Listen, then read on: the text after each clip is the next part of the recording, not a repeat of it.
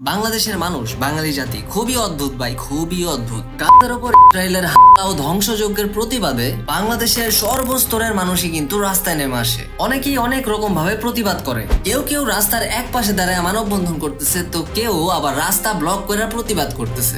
আবার এক বিশেষ শ্রেণীর মানুষ এমন কিছু কাজ করতেছে বা করে ফেলছে অলরেডি, যেটার জন্য কিন্তু পুরা বাংলাদেশের মানুষই কম বেশি লজ্জিত হইতেছে। আমি জানি অনেকে এতক্ষণে বুঝে গেছেন যে আমি সিলেটের কথা বলতেছি। সিলেটে যে ঘটনাটা ঘটলো, মানুষ জুতার দোকানে ঢুইকা যেই পরিমাণ লুটপাট চালাইলো, মানে হঠাৎ ঝড় হইলে আম গাছের নিচে গিয়া মানুষ যেইভাবে আম টুকায়, ঠিক এইভাবে বাটার শোরুমে গিয়া চোখের সামনে মানুষ যেই সাইজের জুতা পাইছে, যেই রকম জুতা পাইছে, ওইটাই নিয়ে পলাইছে। বাটার জুতাগুলা লুট করছে তো করছেই, কিছু মানুষ আবার ওই জুতাগুলাই বিক্রি করার জন্য ফেসবুকে পোস্টও দিছে। জুতা লুট করলো, ভাঙচুর তো করলোই, আর ভেতরে যে মালামাল ছিল সেগুলা বাইরেও ফালাই দিল। শুধু কি এই জুতার দোকান, বিভিন্ন বিদেশি ব্র্যান্ডের রেস্টুরেন্ট গুলাতেও কিন্তু তারা এই ভাঙচুর চালায়। কিন্তু সবচেয়ে ভালো বিষয় হলো, এই ঘটনা ঘটার পরপরই কিন্তু ধরপাকড় একদম শুরু হয়ে গেছে। প্রধান উপদেষ্টা একটা ফেসবুক পোস্টে লেখে যে ব্যবসায় প্রতিষ্ঠানে হামলার ভাঙচুরের এই ঘটনায় এই পর্যন্ত 49 জনকে গ্রেফতার করা হয়েছে। আর এই গ্রেফতারি কার্যক্রমে সবার আগে 12 টাকার বাচ্চা জানেন, সবার আগে কিন্তু গ্রেফতার হয়েছে তারা